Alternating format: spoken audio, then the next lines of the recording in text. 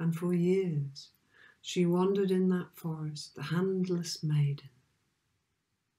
Every now and again, when she was really starving, couldn't even find berries or nuts to chew upon, a bird would come. A bird would come and drop something, a little bit of meat, a little bit of just enough to keep her going. Until one night, after many years of wandering and wandering, she came suddenly to the edge of the forest and found herself staring at a glade in the middle of the forest, lit up in the silvery moonlight. And in the glade, in the forest, was an orchard. And the orchard was full of pears and apples. It was surrounded by a moat, right there in the middle of the forest. She couldn't believe it. It had been so long since she'd stepped out of the trees. But she saw the pears, and she had her heart set on one of those beautiful, beautiful, juicy pears. And it is said that night the waters of the moat parted for her. And with her long-held hunger, she approached the pear tree, and she took a pear in her mouth, and she carried it back to the forest.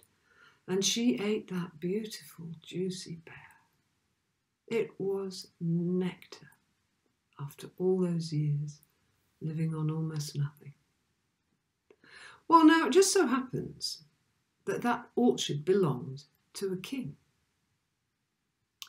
And it just so happened that the night the Handless Maiden stepped into the orchard to take the pear, the king's gardener had been working there very late at night, tending this beautiful orchard.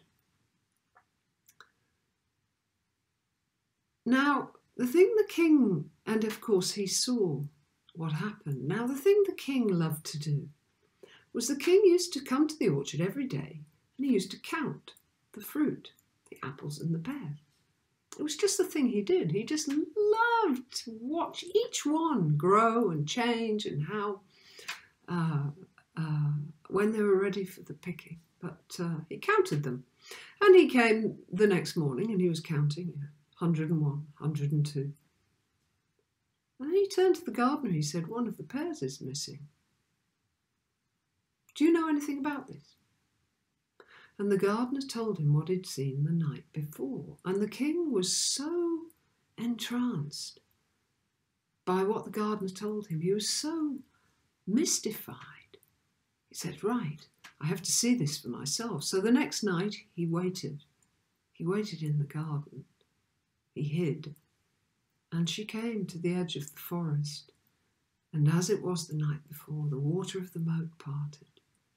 And this strange being that she had now become, thistle-haired, birds nesting on her shoulders, strange bits of wood coming out of her clothes.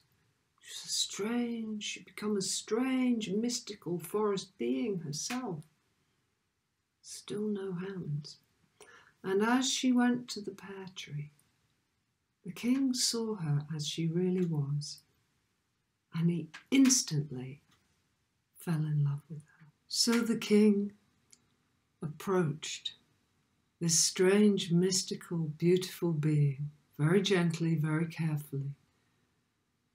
And although she was startled, he said, "It's okay, it's okay. I'm the king. I actually own this orchard, but you're very welcome to eat the pears. You can have as many pears as you like." He said, "But, you know, I have a castle just here, and I would really like you to come there with me and let me take care of you. You'll have everything you need. You'll have beautiful dresses, servants, rooms. You will be at home. You will be safe there, and you can have a normal life again." So she agreed, and she went with him back to the castle, and all was as he had promised. Servants, fine things, good food again, pears. But when she was there, she said, "You know, I can't really run a castle without my hands." And so the king loved her so much, he went to his silversmith, and he had made for her a beautiful, beautiful pair of fine silver hands, and he gave them to her. And in due course, the cloak of love wrapped itself around their shoulders, and she fell in love with him, and they were married. And in their beautiful coupling, she fell pregnant. So there was a great joy in the castle. But during the pregnancy, she began to feel sad. The grieving returned because she wanted to be able to hold the baby with her own warm mother's hands. But she hid her sadness from the king because she knew how happy he was. But right in the middle of her pregnancy, he was called away to war. Now, the farewell was tragic. They loved each other deeply, and it was a terrible goodbye, never knowing if she would see him again.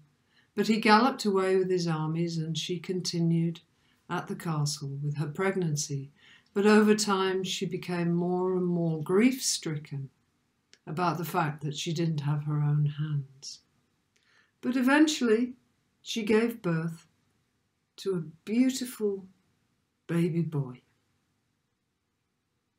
Imagine her grief that she could not hold the child.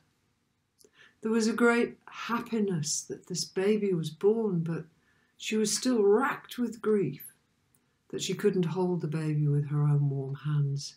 And eventually, one night, she took that child and she went back into the forest.